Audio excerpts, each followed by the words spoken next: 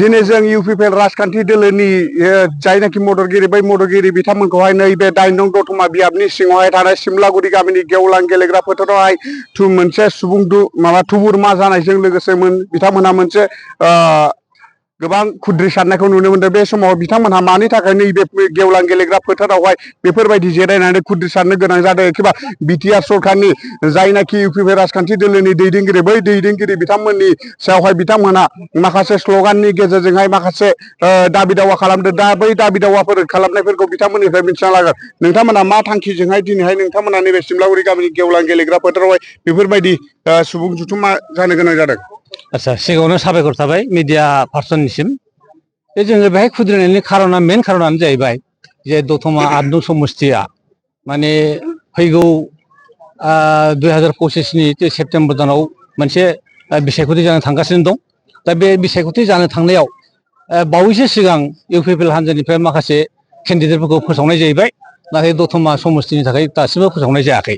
दा बेवहाय जोङो आसा खालामदों जे नोंथांमोना मिथिगौ जे दतमा होननानै बुङोब्ला दतमा 8 नं समस्तियाव थांनाय 5 बोसोराव जेसेबां माने उन्नति जानांगौमोन बे उन्नतिया दतमायाव जानो हायाखै। बेनि एकमात्र खारनानो जाहैबाय जोंहा मोजां सासे एमसिएलए बा इएमफोर बाहाय गैयामोन। जाय सासे दङमोन बेबो रुलिं पार्टियाव नङा हिसाबै जेबो हाबा मावनो हायाखै। दा दतमानि रायजो राजाफ्रा बेहाय भुगिनानै दङ। दा बेखौ साननानैनो जोंनि बे इउपिपिएल पार्टिनि गासिबो रायजो राजाया ज' जानानै मोनसे खुद्रिसारदों जे जोंहा बे दतमा ओनसोलखौ जौगाहोनांगौब्ला बा मोजां हाबा रायजोनि मावनांगौब्ला जोंनो सासे मोजां धरननि केन्डिडेट नांगौ। दा जोंहा आखायाव सासे मोजां केन्डिडेट दं, जाय बिथाङा माने जोंनि बे ओनसोलनि सासे लेखा गोरों लाइमोन, खुब उद्दग गोनां मानसि। बिथाङा बे ओनसोलनि उन्नतिनि थाखाय खामानि मावगोन होननानै जोंहा जथेस्थ' फोथायनाय दं रायजो राजाया। बेखायनो रायजो राजाया दिनैहाय बे जसमान्ति ब्रह्म होननाय बिथांखौ केन्डिडेट हिसाबै होजानो लुबैदों। आरो बिनि थाखायनो हाइकमेन्डनिसिम जोङो मोनसे मेसेज हरनो नाजादों जे जोंनि रायजो राजाया जसमान्ति ब्रह्मखौनो 8 नं दतमा समस्तियाव केन्डिडेट हिसाबै नांगौ होननानै।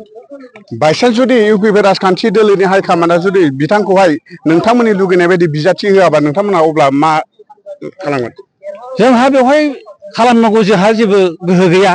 थेवब्लाबो जों बारे बारे रिकुवेस्ट खालामगोन, जों खावलायगोन रायजो राजानि जानानै बा इउपिपिएल पार्टिनि भटार्स पार्टि हिसाबै जोङो बारे बारे जों बिथांखौ हाइकमान्डखौ अनुरद खालामगोन जाहाथे बिथाङा दतमानि खोथाखौ सिन्था खालामनानै दतमानि रायजो राजानि उन्नतिखौ सिन्था खालामनानै जाहाथे रायजोआ लुबैनाय सासे केन्डिडेटखौनो हरो, जाहाथे बे ओनसोलनि मोजां हाबा मावनो हायो। दा जों बेखौनो लुबैयो आरो। आच्छा, बिथांनि अनगा नैबे 8 नं दतमा बियाबावहाय इउपिपिएल राजखान्थि दोलोआवहाय बिथांनिफ्राय आरो साबसिन मावनो हाग्रा मानसिफोर दंना गैया? जों गैयाबो बुङाखै, नाथाय जोङो दा बर्थमान जे बिथांखौ जों जसमान्ति ब्रह्मखौ जोंनि बे ओनसोलाव थिग जागोन बादि साननानै जोङो बिथांखौनो हास्थायदों आरो। जों गैयाखौ बुङाखै, थानोबो हागौ। होमब्लाबो जोंनि रायजो राजाया लुबैदों जे नैबे जसमान्ति ब्रह्मखौनो 8 नं दतमा समस्तियाव जाहाथे बिजाथि महरै गायसनहरो थिसनहरो, बेखौनो हाइकमेन्डनिसिम खावलायनाय थादों आरो।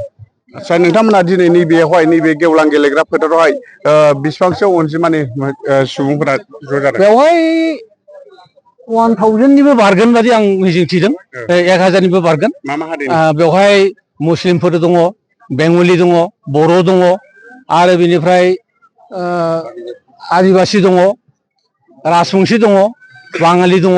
गासिबो माने जाथि हारिनि मानसिफ्रा बेवहाय खौसे जादों। बिथांमोनाबो बिथांखौनो जसमान्ति ब्रह्मखौनो लुबैदों आरो। आच्छा, नोंथांमोननि लुगैनाय बायदियैनो जसमान्ति बिथांखौहाय जुदि इउपिपिएल राजखान्थि दोलोआ नोंथांमोननो बिजाथिखौ हरमारोबा नोंथांमोनहा देरहानो हागोन ना हाया? जथेस्थ' हागोन। जोंहा बिसास दं रायजो राजानि मददजों, जोंनि पार्टिनि स्पिरिटजों बिथांखौ निस्सय देरहाहोनो हागोन, बेखौ मिजिं दङ। बेसेबांसो भट आवग्रिनानैहाय माने देरहानो हागोन बायदि? दा बेखिनिखौ जोङो एप्रक्सिमेट बुंनो हाया जाय हक बांसिन भट लानानैबाबो देरहागोन नायखरियाव जोङो रोजासे बाराबाबो देरहानो हागोन दे नोंथांसिम गुवारै फोरमायना होनायनि थाखाय गोजोननाय थाबाय अब्ला जोङो बिथांमोननिफ्राय मिथिनो मोनबाय बिथांमोनहा नैबाव खुद्रिसारनायनि गुबै थांखिया जाबाय बिथां जसुमानि ब्रह्मखौ बिथांमोना 8 नं दतमा बियाबावहाय इउपिपि राजखान्थि दोलोनिफ्राय बिजाथि महरै बिथांमोना हास्थायदों आरो हास्थायनायजों लोगोसे बिथांमोना हाइ कमान्डनिसिम बेखौनो खावलायहरदों जाहाथे नैबे 8 नं दतमा बियाबावहाय जौगानायनि थाखाय हाबा मावनो थाखाय जसुमानि ब्रह्मखौहाय जाहाथे इउपिपि राजखान्थि दोलोनि बिजाथि महरै बिथांमोननो गथायना हरो बेखौनो बिथांमोना नैबे दिनैनि हाबाफारिनि गेजेरजों खावलायदों आरो दिनैनि जायनाखि रिपर्ट होनाय बेसेबां थुंगेबाय